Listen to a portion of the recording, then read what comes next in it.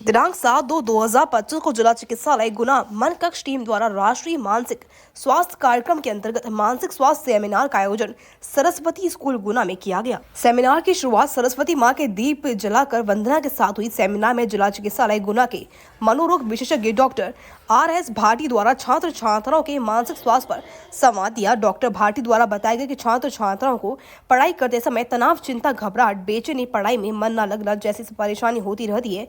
Doctor Bhati द्वारा यह भी बताया गया कि पढ़ाई के समय मोबाइल कितना उपयोगी और कितना नहीं, उसका भी विशेष तौर पर ध्यान रखा जाए। कम से कम मोबाइल का उपयोग करें जिससे छात्र छात्राओं को पढ़ाई में समस्या ना हो। डॉक्टर भाटी द्वारा बढ़ते हुए नशे की समस्या को लेकर भी छात्र छात्राओं से वार्तालाप की गई और उन्होंने बताया कि आप किसी भी प्रकार के नशे के लिए ना बोलने की आदत डालें जिससे नशा छोटे से बड़े स्तर पर आपके जीवन में आ ही ना सके।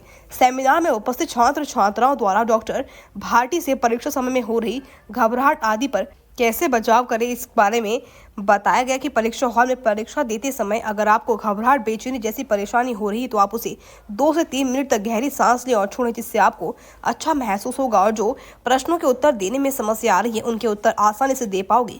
सेमिनार में मनोरोग नर्सिंग ऑफिसर रवि सिंह यादव द्वारा राष्ट्रीय मानसिक स्वास्थ्य कार्यक्रम के अंतर्गत जारी तेल मानस के टोल फ्री नंबर 14416 के बारे में भी छात्र छात्राओं को जानकारी दी। साथ ही उपस्थित प्राचार्य को मनहित ऐप अपलोड कराया गया। सेमिनार में स्कूल के प्रधानाचार्य श्री सुभाष डांगे, रीना पाराशर, प्रमिला, भगत सिंह कुशवाहा आदि शिक्षकगण उपस्थित थे। ये कमांड मालूम होनी चाहिए कि हमारा पढ़ने का टाइम फिक्स है। मालूम पड़ा कभी हम रात के 12 बजे पढ़ रहे हैं, कभी 1 बजे पढ़ रहे हैं, कभी 2 बजे पढ़ रहे हैं, कभी नहीं पढ़ रहे हैं, तो हमारे माइंड को कमांड जो जा रही है वो प्रॉपर नहीं जा रही है।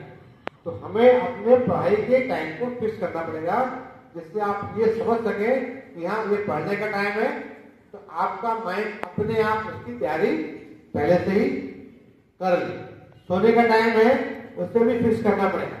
ऐसा नहीं कि कभी 10 बजे सो गए, कभी 11 बजे सो गए, कभी 12 बजे सो गए, क्योंकि आपको अपने माइंड को कमांड देनी पड़ती है कि सोना है फिर उठना है। लेकिन आप रोज रोज नई नई कमांड देते हैं तो दिक्कत आएगी। कंप्यूटर जाते ना आप लोग, उसमें कई जगह आता ऑटोमेटिक कमांड होती है, ऑटोमेटिक कमांड।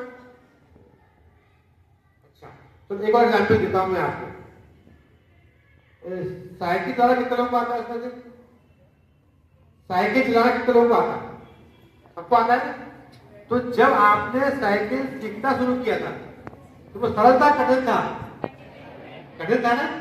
वो जब सीख गए तब तो आप जब साइकिल चलाते थे तो आपको पूरी ध्यान करनी पड़ती, आपका पूरा ध्यान क्या होता था?